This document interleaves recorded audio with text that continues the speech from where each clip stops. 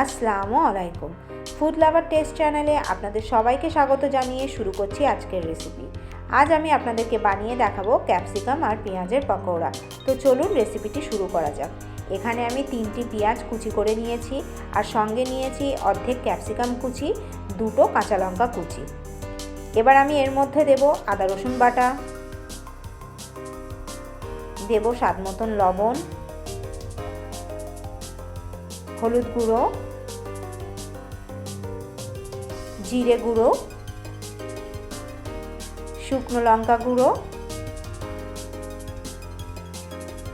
ধনে গুঁড়ো আর সঙ্গে দেব চাট মশলা। এবার এই সব উপকরণগুলো দিয়ে পেঁয়াজ আর ক্যাপসিকামটাকে আমি খুব ভালোভাবে একবার মেখে নেব।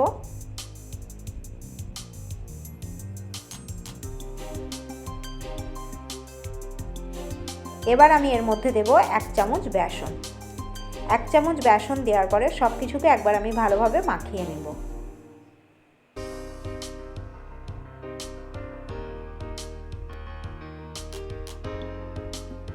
এখানে আরও একটু বেসনের প্রয়োজন, সেই জন্য আবারও আমি 1 চামচ বেসন দেব আর সঙ্গে দেব 3 চামচ জল। এই সব কিছুকে এবার খুব ভালো করে আমি মাখিয়ে একটি মিশ্রণ তৈরি করে নেব। এটা মাখানোর সময় হাত দিয়ে একটু চেপে চেপে মাখাবেন, যাতে পেঁয়াজ আর ক্যাপসিকামের মধ্যে যে জলটা আছে সেটা এই মিশ্রণটাকে টাইট করতে সাহায্য করবে। এবার একটি কড়াইতে সাদা তেল গরম করে নিয়ে মিশ্রণটি থেকে পকোড়াগুলো আমি তেলের মধ্যে দিয়ে দেব।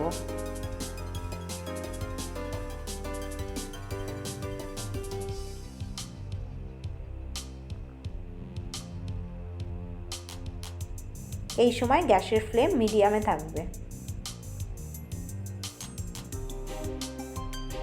এবার এই মিডিয়াম ফ্লেমে পকোড়াগুলোকে আমি উল্টে পাল্টে লাল লাল করে ভেজে নেব।